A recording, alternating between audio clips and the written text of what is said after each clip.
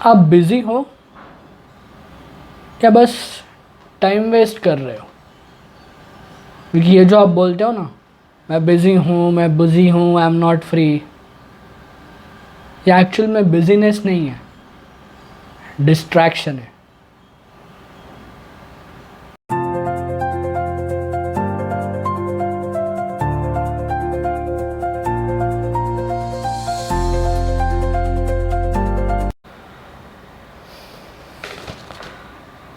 What's up, you bookish people? All good? Great. दोस्तों, आज मैं आपसे एक अनकंफर्टेबल सवाल पूछने वाला हूँ। सच सच बताना, क्या आप वाकई में बिज़ी हो या बस ऑक्यूपाइड हो?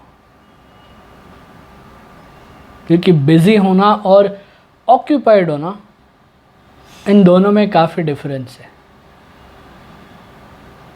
जो लोग बिज़ी है वो अपनी लाइफ बना रहे हैं, और जो ऑक्यूपाइड है वो बस अपना दिन काट रहे हैं। और इसी डिफरेंस ने लोगों की लाइफ बदल दी है। और इसी आइडिया पे बेस्ड है हमारी आज की बुक, जिसका नाम है how to live on 24 hours a day by Arnold Bennett. ये एक ऐसा ऑथर था जो कॉमन लोगों की डेली लाइफ को डीपली ऑब्जर्व करता था। अब बिना टाइम वेस्ट किए देखते हैं इस बुक को और ज़्यादा डिटेल में। So sit back and relax and here we go. Okay, सबसे पहला इल्यूजन है कि मेरे पास टाइम ही नहीं है। ऑथर ये कहता है कि ये सबसे बड़ा एक्सक्यूज़ है, बल्कि इस धरती पर पैदा होने वाले हर इंसान के पास, फिर चाहे वो एक अमीर हो, चाहे वो गरीब हो, चाहे वो एक सक्सेसफुल आदमी हो, चाहे वो फेलियर हो या कोई एवरेज हो, हर एक इंसान के पास 24 घंटे होते ही हैं।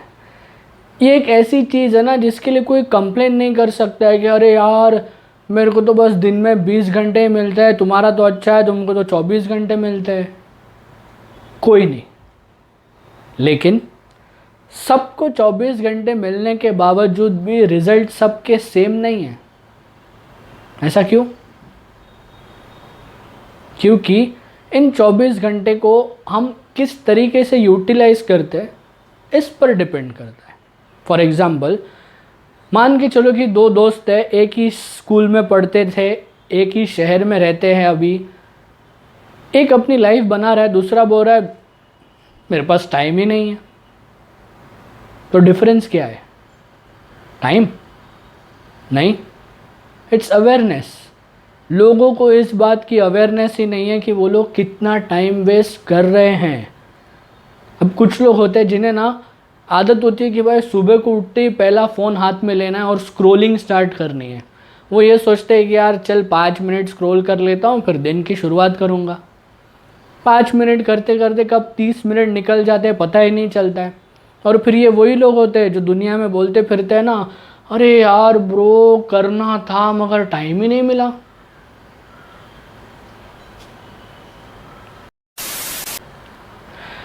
ओके, इस वाले सेक्शन में ना ऑथर एक हार्श रियलिटी बताता है। वो ये कहता है कि भाई देखो, हमारी एक्चुअल लाइफ ना 9 से 6 के बाद स्टार्ट होती है। ऑफिस, कॉलेज, ये सब तो सर्वाइवल है, लाइफ तो उसके बाद है।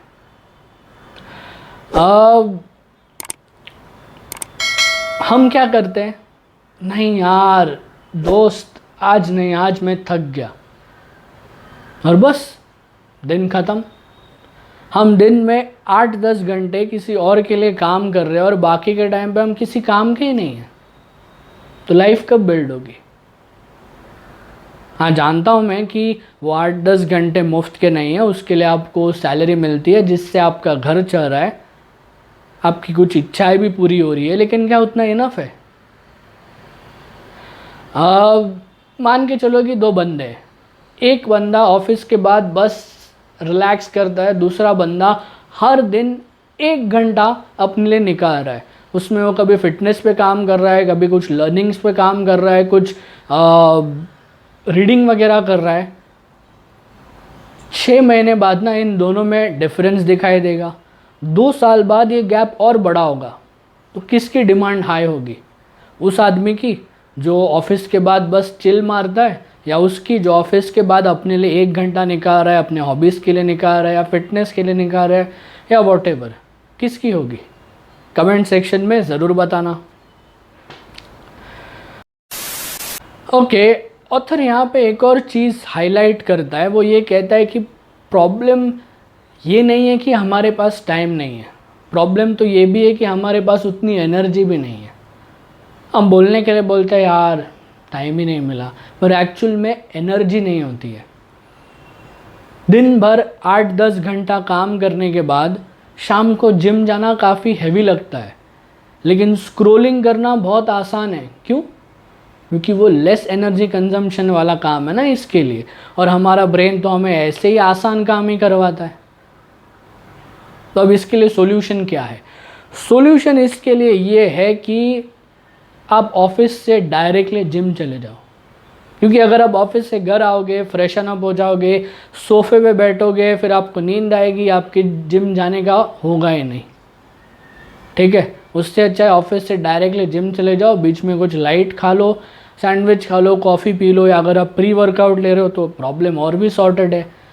1 घंटा वर्कआउट करो, घर जाओ, खाना खाओ, सो जाओ, दिन ख़त्म। लेकिन अगर आप ये सोचते नहीं यार फ्रेशन अप होके जाना है, फिर जिम जाऊंगा, तो स्टार्ट स्मॉल। 30 मिनट का रूटीन रखो, 40 का रखो, कंसिस्टेंसी बढ़ाओ, इंटेंसिटी अपने आप बढ़ जाएगी। उसके बाद आप टाइम भी इंक्रीज कर सकते हो। ओके, कुछ लोग ना फ्री टाइम को काफ़ी अंडर एस्टिमेट करते हैं। वो ये सोचते हैं अरे यार 1 घंटे से क्या ही होगा। तो भाई जो लोग अपने लिए 1 घंटा अपने बिजी शेड्यूल में से निकाल रहे हैं ना, उनसे जाके पूछो कि 1 घंटे में कुछ होगा या नहीं। 1 घंटा एक दिन में, साल के 365 दिन मतलब 365 घंटे, which is equal to 15 full days. मतलब आप पूरे साल में 15 दिन दे सकते हो किसी भी स्किल के लिए। अगर आपने ये सोचा कि ठीक है भाई अब मैं दिन में 1 घंटा रीडिंग करूँगा, तो साल के एंड तक ना आपने 8-10 बुक्स फिनिश किए होंगे। अगर आप ये सोच रहे हो कि मैं किसी स्किल पे या लर्निंग्स पे काम करूँगा, तो आप अपनी सैलरी हाइक करवा सकते हो या कोई साइड इनकम जनरेट कर सकते हो। अगर आप फिटनेस पे काम कर रहे हो तो आपकी बॉडी ट्रांसफॉर्म होगी। डेली 1 घंटा अगर इग्नोर करोगे ना, तो लोग तुम्हें इग्नोर करेंगे। ऑथर ये कहता है कि भाई प्लानिंग करो, लेकिन रियलिस्टिक प्लान करो। लोग क्या करते हैं, या तो प्लान ही नहीं करते या एकदम ही अनरियलिस्टिक प्लान करते हैं कि हाँ भाई चलो अब मैं ना कल से सुबह 5 बजे उठूँगा, 6 बजे मेरे को जिम जाना है, दिन में 2 घंटे में रीडिंग करूँगा और 1 घंटा मेडिटेशन। पहले 4 दिन 5 दिन ये सभी एक्टिविटीज़ होती हैं, उसके बाद सब खत्म, कुछ नहीं होता है। तो ऑथर ये कहता है कि भाई देख, एक टाइम पे एक एक्टिविटी उठा, पूरा फोकस्ड हो जा, उसके लिए एक फिक्स्ड टाइम स्लॉट रख, और चाहे जो हो जाए करना ही है। ये माइंडसेट होना चाहिए। दिन में 20 मिनट रीडिंग आसान है, 2 घंटा रीडिंग बर्नआउट है। इतना तो मैं भी नहीं करता हूँ। कंसिस्टेंसी बोरिंग होती है, लेकिन उसके रिजल्ट्स काफ़ी एक्साइटिंग होते हैं।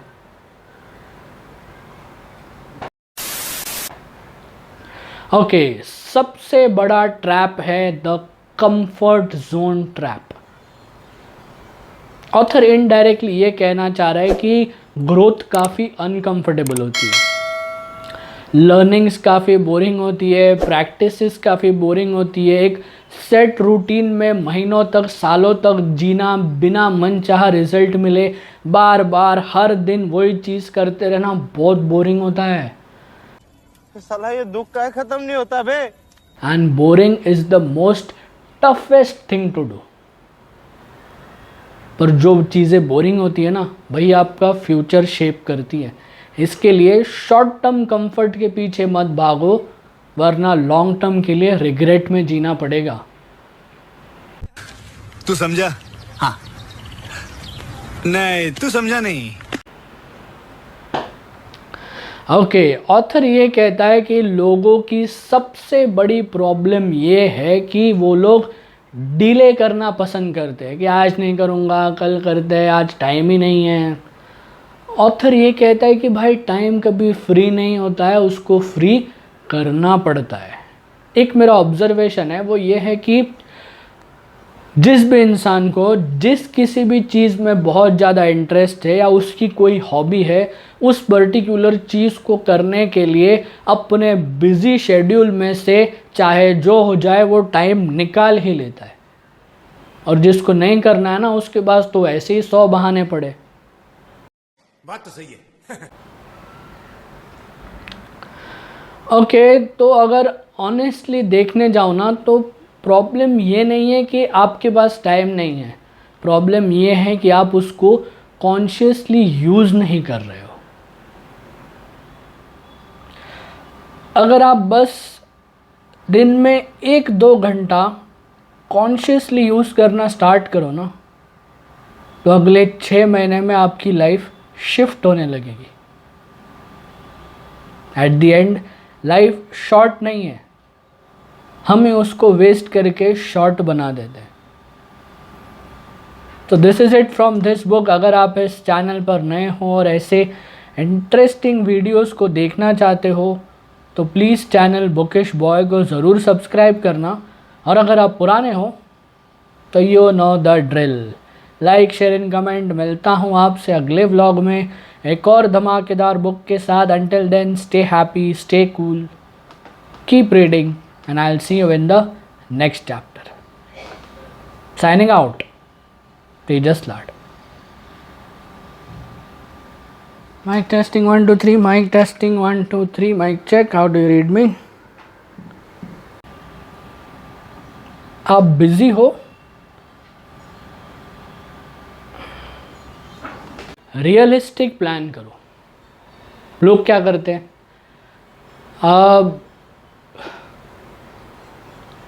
क्या करते लोग, सॉरी, सबसे बड़ा इल्यूजन है कि भाई मेरे पास टाइम ही नहीं है। और